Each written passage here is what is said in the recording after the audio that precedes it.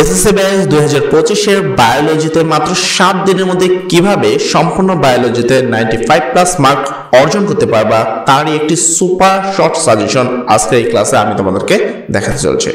আমরা সবাই জানি যে তোমাদের যে বায়োলজি বা জীববিজ্ঞান যে সাবজেক্টটা রয়েছে সেই সাবজেক্টে টোটাল 13টি অধ্যায় রয়েছে।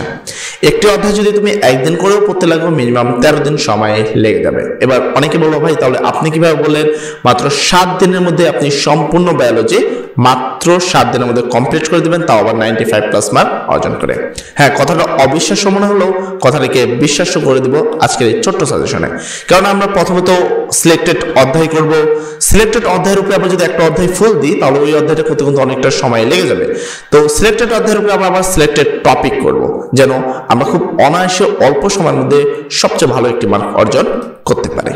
তো দেখো, সর্বপ্রথম যদি আমি দেখি তোমাদের এসএসসি ব্যাচের জন্য SSC batch biology short suggestion 2025 তোমাদের জন্য, ঠিক আছে? তো আমি সর্বপ্রথম যেটা বলবো যে শর্ট সিলেবাস, আমি এখানে শর্ট কিছু অধ্যায় রেখেছি তোমাদের জন্য যেগুলো 100% প্রশ্ন এসেছে এবং এই অধ্যায়গুলোকে বিগত 10 বছরের প্রশ্ন অ্যানালাইসিস করে দেওয়া হয়েছে, যেগুলো থেকে বিগত 10 বছরে কখনোই প্রশ্ন মিস হয়নি।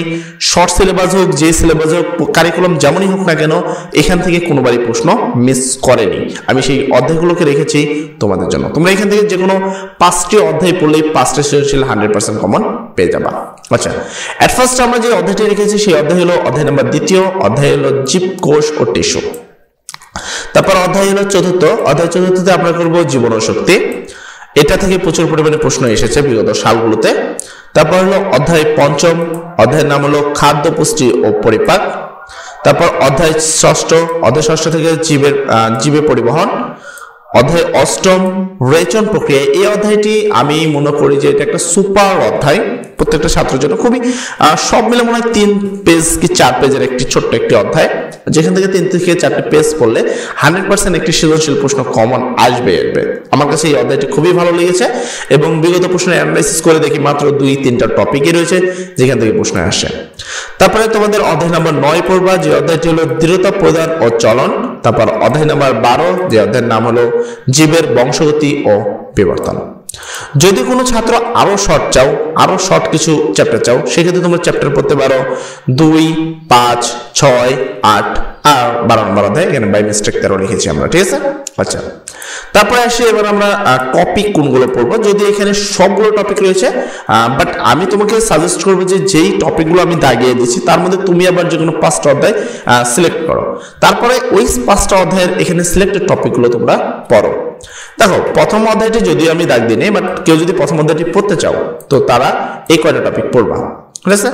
আচ্ছা, তারপরে আমরা আসবো দ্বিতীয় অধ্যায় আমি দাগিয়েছি। এখানে মোট টোটাল 6টি চ্যাপ্টার রেখেছি বা 6টি টপিক রেখেছি। 6টি টপিক যদি ভালো করে পড়তে পারো 100% ভালো একটি মার্ক অর্জন করবা, এটা গ্যারান্টি যে এখান থেকে তুমি প্রশ্ন পাবা। নাম্বার কি? উদ্ভিদ ও প্রাণী কোষ এর মধ্যে সম্পর্ক বা পার্থক্য। মাইটোকন্ড্রিয়ার গঠন ও কাজ, ক্লোরোপ্লাস্ট এর গঠন ও কাজ, নিউক্লিয়াস এর গঠন, ঐচ্ছিক অনৈচ্ছিক ও হৃৎপেশী, জাইলেম ফ্লোয়েম ও নিউরন টিস্যু। আমি বিগত 10 বছরের প্রশ্ন অ্যানালাইসিস করে এই কয়টা প্রশ্নের বাইরে কোনো প্রশ্ন পাইনি। তুমি যদি ভালোভাবে দেখো, তুমি এই কয়টা টপিক যদি ভালো করে পড়ো 100% প্রশ্ন কমন পাবা, এর নিশ্চয়তা আশা করি আমি তোমাকে দিচ্ছি। তো এই অধ্যায়টি আমি আমার 100% সাজেশনের মধ্যে এটাকে রেখেছি।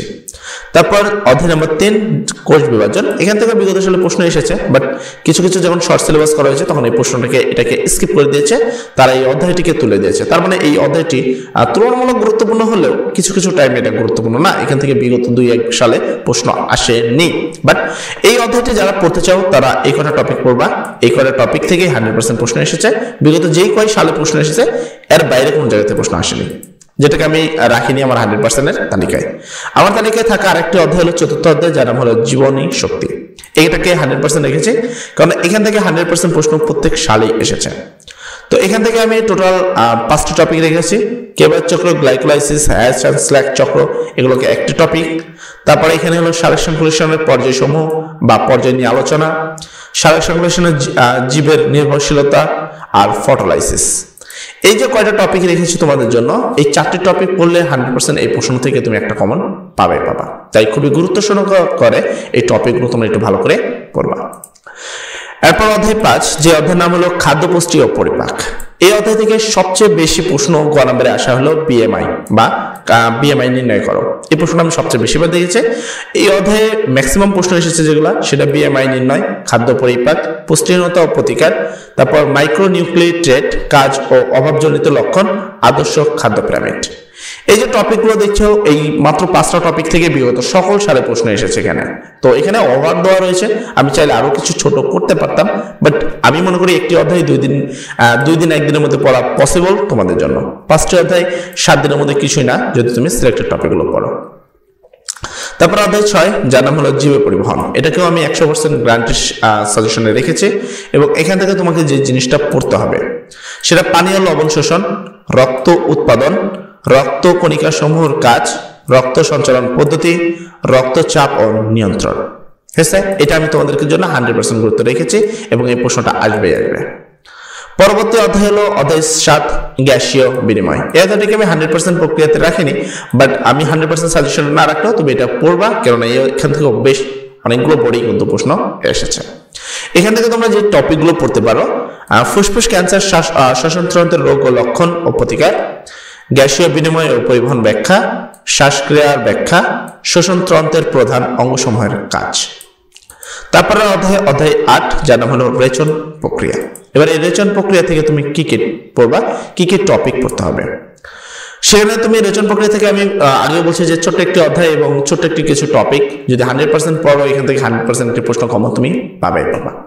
খুবই ইম্পর্টেন্ট একটি অধ্যায় এবং ছোট্ট একটি টপিক।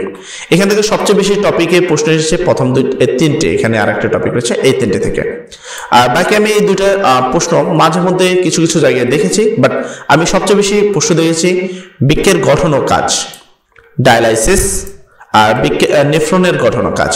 এই 3টে প্রশ্নকে আমি বিগত সালে সবচেয়ে বেশিবার দেখেছি। তুমি এই 3টাকে অবশ্যই পড়বা।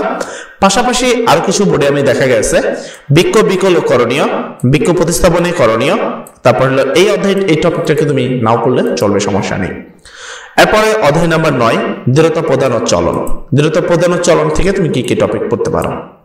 তো দৃঢ়তা প্রদান ও চলন থেকে পড়বা অস্থিসন্ধি কাজ ও প্রকার, দৃঢ়তা চলনে অস্থি পেশির ভূমিকা, অস্থি সম্পর্কিত রোগ লক্ষণ ও প্রতিকার, সাইনোভিয়াল অস্থিসন্ধি। এই কটা টপিকতে পড়লে 100% একটি প্রশ্ন কমন পাবা।